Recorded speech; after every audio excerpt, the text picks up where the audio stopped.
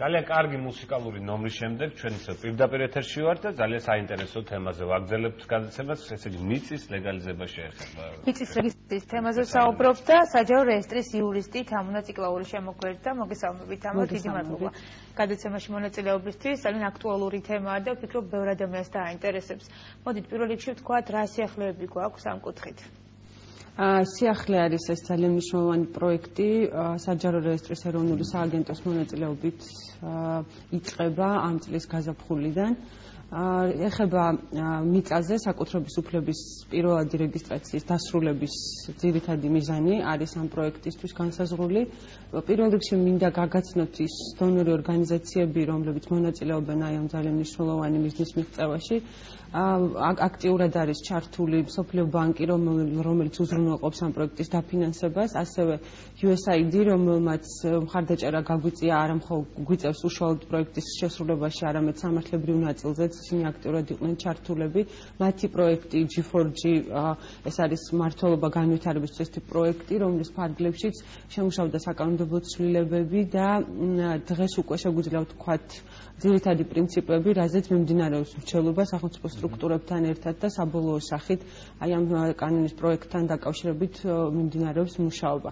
შინაარსი რომ ავხსნათ ჩვენს მაყურებლებს უფრო დეტალურად ზოგადად ქვეყანაში მიწის რეგისტრაციასთან დაკავშირებული პრობლემატიკის შესახებ უნდა ვისაუბროთ, ანუ წლების განმავლობაში სხვადასხვა დროს სახელმწიფომ სხვადასხვა პროექტი განახორციელა, მათ შორის ამ და სხვა დონორების მონაწილეობითაც, თუმცა სხვადასხვა ეპოქაში, მაგალითად 90-იან წლებში არ იყო დახვეწილი მიწის აზომვის სტანდარტი, არ იყო ისეთი მაღალი ხარისხის, როგორი შესაძლებლობებით დღეს არის, იყო დაშვებული არაერთი შეცდომა, როგორც ფაქტობრივი, ასევე სამართლებრივი და ჩვენ მივიღეთ ის რეალობა, რომ ძალიან ბევრ ქალაქეს შეექმნა პრობლემა მეზობელ ნაკვეთებთან მიმართებაში მისი ნაკვეთის მდებარეობის გამო. ანუ წლების მანძილზე გაცემული დოკუმენტები არ იყო ზუსტი სახელმწიფომ, როდესაც დაიწყო მიწის რეფორმა, არ იყო დაზუსტებული ის კოორდინატები, სად მდებარეობდა ამ დოკუმენტებში მითითებული მიწის ნაკვეთი და ამის გამო მეზობლებს შორის დავა ერთ-ერთი მტკივნეული პრობლემა არის ჩვენი ქვეყნისთვის და მოქალაქეებისთვის.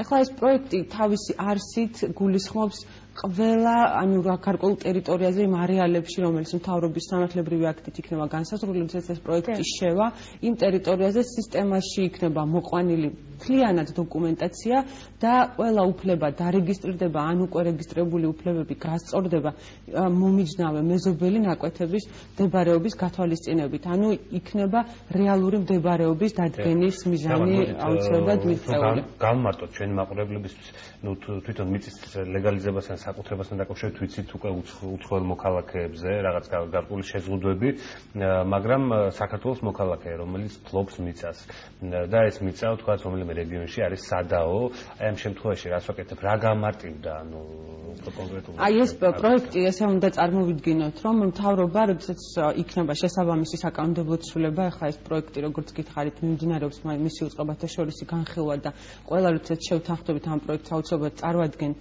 პარლამენტში. და როდესაც იქნება სპეციალური რეგულირება, ეს მოგცემს შესაძლებლობას, რომ იმ არეალებში, რომელიც იქნება შერჩეული, ყველა დოკუმენტი, რაც კი არის მიწასთან დაკავშირებით გაცემული, ყველა იქნეს შესწავლილი სისტემურად. დღეს არის პროცესი ასეთი, რომ როდესაც თქვენ გაქვთ მიწის ნაკვეთის საკუთრებაში გაქვთ დოკუმენტები, მოდიხართ ამ დოკუმენტაციით რეესტრში, შესაბამისი საფასურით თუ არასასოფლო სამეურნეო მიწაა და სასოფლო სამეურნეოსთან დაკავშირებით უნდა ვთქვა, რომ ეს არის აბსოლუტურად უფასო რეგისტრაციის ნაწილი. თქვენ თვითონ ქმნით ამ დოკუმენტებს, ასე რომ ვთქვათ, აზომვას თქვენ თვითონ უზრუნველყოფთ და ამის შემდეგ თავად მოდიხართ და ირეგისტრირებთ უფლებას. ასეთ დროს, როდესაც თქვენი მეზობელი ნაკვეთების მესაკუთრეები არ არიან რეესტრში მოსული და მათ თავისი უფლებები სათანადო წესით არ აქვთ რეგისტრირებული, იქმნება იმის ძალიან მნიშვნელოვანი საფრთხე, რომ და რეალობა მაჩვენა ის, რომ ხშირ შემთხვევაში დაუშვათ უფლების დამდგენისგან განსხვავებულად რაღაცა მდებარეობა იყო შეცვლილი, სხვაგან იყო აზომვის პროცესში, შეცდომა შეიძლება დაშვებული იყოს თავად ამზომველის მიერ ან მესაკუთრის მიერ და ასეთი ტიპის შეცდომა გამოიწვია ის, რომ როდესაც უკვე თქვენი მეზობლებიც მოდიან თავიანთი უფლებების დასარეგისტრებლად, არის შეუსაბამო გასაბომბები ნაკვეთის მდებარეობასთან დაკავშირებით ეს არის ცნობილი ზედდების პრობლემა. ეს არის საკანონმდებლო ტერმინი, როდესაც საინტერესოა ეს არეგისტრირებული იმან რა უნდა გააკეთოს მაგალითად მეზობელი რაღაც კუთხით ედავება. ეს ამას უკვე დაარეგისტრირებული. დიახ, სასამართლო დავის საგანი. ჩვენ მაქსიმალურად ვცდილობთ რომ ჩვენ ნოტარიუსმა შეითავსა მოგვარება და ძალიან გიხარია რომ ძალიან გაამართლა ნოტარიუსი ჩართული არის მხარეების შეთანხმების მომენტში ხელმოწერების დამოწმების და მისი საქმიანობა გულისხმობს აი ამ სამართლებრივი ნაწილის მოგვარებას. თუმცა აი ჩვენ რაც შეგვიძლია ვთქვათ, ყველაზე მთავარი არის ის, რომ რეესტრი თავისი წარმოებაში ცდილობს და იმ საჩივრის წარდგენის შესაძლებლობა, რომელიც აქვს მოქალაქეს თავად ჩვენსავე უწყებაში, ჩვენს თავის დომარესთან, იურიდიული დეპარტამენტი იხილავს საჩივრებს და მაქსიმალურად ცდილობს, რომ ყველა გარშემო არსებული რეგისტრაციები სრულყოფილად გამოიკვლიოს და ყველა გარემოების შესწავლის შემდეგ მიიჩნიოს, რომ ეს ნაკვეთი აქ უნდა მდებარეობდეს რეალურად თუ სხვაგან. თუმცა აი ეს პროექტი კიდევ ერთხელ ამბობ არის პრიორიტეტული მხრივ, რომ სისტემურად ანუ მთელი სოფელი იქნება აღებული. მოქალაქე აღარ შეწუხდება დღეს ყველასთვის ძალიან აქტუალური პრობლემა არის აზომვასთან დაკავშირებული საფასური. დიახ, ეს თანხებთან არის დაკავშირებული საკუთრების უფლების რეგისტრაცია მიუხედავად იმისა, რომ სახელმწიფო აი ეს მიზანი დაისახა, რომ უფლებები დარეგისტრირდეს ამისთვის საფასურისგან გაათავისუფლა მოქალაქე, უფლების რეგისტრაცია მიწაზე დაკავშირებულია მის აზომვასთან. აზომვა კერძო კომპანიასთან და ეს დაკავშირებულია შესაბამისი ხარჯის გაწევასთან, ამიტომ მოქალაქეს ეს გაუმარტივებს ეს პროექტი ამ თვალსაზრისით უფლების რეგისტრაციას, რომ მას აბსოლუტურად არანაირი ფინანსური ვალდებულება არ ექნება და უფლებები მისი ისე წარმოიშობა. აზომვაც და რეგისტრაციაც უზრუნველყოფილი იქნება ამ სახელმწიფო პროექტის ეს პროექტი ხომ არ არის რაიმე ანალოგი ვთქვათ იგივე ევროპული ქვეყნების რომელსაც უკვე გაიარეს ეს პრობლემები და ანუ ხომ არ არის მოდელი გადმოტანილი და რამდენიც თუ არის რამდენიც წარმატებით მუშაობს ეს ვთქვათ იგივე ცენტრალური ევროპის ქვეყნებში. კი, რა თქმა უნდა, ყველა ქვეყანამ გაიარა თავის მხრივ, ვისაც საკადასტრო სისტემა მოწესრიგებული აქვს, ამ ქვეყნებმა გაიარეს ეს გამოცდილება, რა თქმა უნდა, გაზიარებულია და თავად ამ დონორების გამოცდილება და მათი ექსპერტების ჩართვა ამ პროცესში არის განსაკუთრებით მნიშვნელოვანი. საქართველოს აქვს ასეთი ტიპის პროექტების გამოცდილება, თუმცა აი როგორც აღნიშნე, დღეს უკვე მოხდება ყველა იმ როგორც საერთაშორისო გამოცდილების გათვალისწინებით, ასევე ჩვენ კონკრეტულად ჩვენი გამოცდილებითაც ამ პროექტებმა რა ხარვეზებით დაგვიტოვა ამ მდებარეობის საკითხთან დაკავშირებით, ზუსტად ამაზე იქნება მუშაობა ჩვენი სპეციფიკის გათვალისწინებით.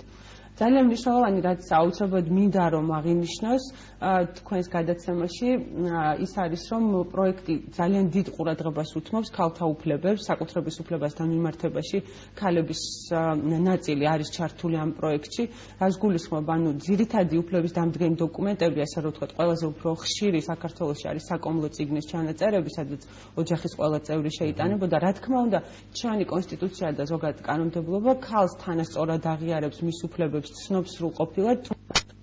ქვეყანაში არსებობს ეს ასე რომ ვთქვათ, შეიძლება რაღაცა გავრცელებული დადგენილია რაღაცნაირად ჩვენს დალექილია ჩვენს ცნობიერებაში, რომ ქალი ნაკლებად იყოს უძრავი ქონების მესაკუთრე დაუშვათ, ხო? ამ პროექტის ერთ-ერთი სეგმენტი, ეს ერთ-ერთი მხარე იქნება ისიც, რომ რა თქმა უნდა დღეს ისედაც დაშვებული, მაგრამ უფრო პოპულარული გახდება ის ნაწილი, რომ დაუშვათ ქალი თანასწორია და მასაც აქვს ქონებრივი უფლებები და რა თქმა უნდა ეს იქნება ძალიან დრო გრჩება, ამიტომ მინდა გითხრა რაღაც ისეთი რჩევები ჩვენი მაყურებლისთვის, თუნდაც მიწის კუთხით, რას ურჩევდით? ზოგადად ჩემი რჩევა იქნება ის, რომ იმისთვის, რომ ყოველგვარი დავა გამოირიცხოს სამომავლოდ თქვენ ქონებასთან დაკავშირებით, უნდა იზრუნოთ იმაზე, რომ ეს უფლებები სათანადო წესით გქონდეთ რეგისტრირებული. აუცილებელია, რომ რა თქმა უნდა ზოგიერთ მოქალაქეს მე ვურჩევდი ასე იმას, რომ დაელოდოს ამ პროექტს და დაუშვათ აი ეს უფასოდ ქონებასთან დაკავშირებით ეს მომსახურება, სრულყოფილი მომსახურება მიიღოს და ვურჩევდი იმას, რომ გამოიყენოს ჩვენი სერვისები მაქსიმალურად ჩვენ ვცდილობთ რომ ხელისუფლოთ მოქალაქეთა ინფორმირებულობას ამ პროექტსაც და ზოგადად ჩვენს ყველა პროექტს აქვს ძალიან ფართომასშტაბიანი საინფორმაციო კამპანია, გამოიყენონ ყველა საინფორმაციო არხი, როგორც ტელევიზიის გარდა გვაქვს ასევე ინტერნეტით, ჩვენი ვებგვერდი არის განახლებული და შეუძლია ხელი ხაზი პირდაპირ უშუალოდ თავმჯდომარესთვის მიწერის შესაძლებლობა ჩვენი ქსელები, ანუ სოციალური ქსელის მეშვეობით და ასე შემდეგ ძალიან ბევრი მეთოდი არის ჩვენთან დაკავშირების და კომუნიკაციის და ეს კონსულტირებული უკვე ინფორმირებული ადამიანი შეიარაღებულია ესე რომ ვთქვათ და ის აუცილებლად უფრო მეტად იქნება დაცული თუ აი ამ ყველა პროცედურის დაცვით ეკნება უფლებები აიძებს იმ საფრთხეებს რაც ვთქვათ შემდგომში მდგომარეობის სამომწურავია ხოლმე სტუმრობაც ამერ თქვენი და თქვენი პასუხები ბუნებრივია და უნდა გითხრათ რომ ძალიან დაგვეკარგეთ ამ ბოლო დროს ეს არ შეიძლება ხშირად უნდა გავასწავლოთ და აუცილებლად ვისაუბროთ იმ პრობლემებზე თუ იმ ინოვაციებზე რომელიც დაინერგა ინერგება და ჩვენი მაყურებლებისთვის არის ძალიან საინტერესო. დიდი მადლობა ბევრი პროექტი გვაქვს ასე რომ საჯარო რეესტრს ბევრი სიახლე აქვს და ყოველთვის მზად ვართ რომ ეს სიახლეები გაგაცნოთ ეს მხოლოდ ძალიან მცირე ნაწილი იყო ჩვენი საქმიანობის და მზად ვართ თანამშრომლობის დღეს. დიდი მადლობა გემშვიდობით კეთილი სურვილებით. ჩვენ ვაქცევებთ ჩვენ დღეს ირაკლი და ჩვენი რუბრიკის დრო დადგა. არტ პორტრეტი და მის ავტორი არის მარიამ ხურციძე, ჩვენი ჟურნალისტი, რომელიც ამ შემთხვევაში და ამ სიუჟეტში გვიამბობს მსახიობ ნანი ჩიქვინიძის შესახებ. ვიცნობთ ხავთ ნანის შემოქმედებას, როგორც ვიცი, ყველა კარგად იცნობ და შესაბამისად უფრო ცლად უკვე სიუჟეტში გვიამბობს. მაგდანას ლურჯა და აღარ რა თქმა უნდა, რომელიც მონაწილეობს, მოკლედ გიტოვებთ რუბრიკას არტ პორტრეტი, ჩვენ კი ხვალამდე გემშვიდობებით, დიდი მადლობა რომ ჩვენთან ერთად ხვალ ზუსტად 2-ის ნახევარზე იაბედე და მე ირაკლი. ჩვენი თანაც წამყვანი, იმიტომ რომ ხვალ პარასკევია ირაკლი. რა თქმა უნდა, ხვალ პარასკევია, განსაკუთრებული დღე გვაქვს, ასე რომ დარჩით ჩვენ სახლზე, უყურეთ კიდევ ძალიან საინტერესო რუბრიკა გელოდებათ და ხვალ 2-ის ნახევრიდან ისე თქვენთვის ვიმუშავებთ, ასე რომ დიდი მადლობა რომ ხართ ჩვენთან. ნახვამდის.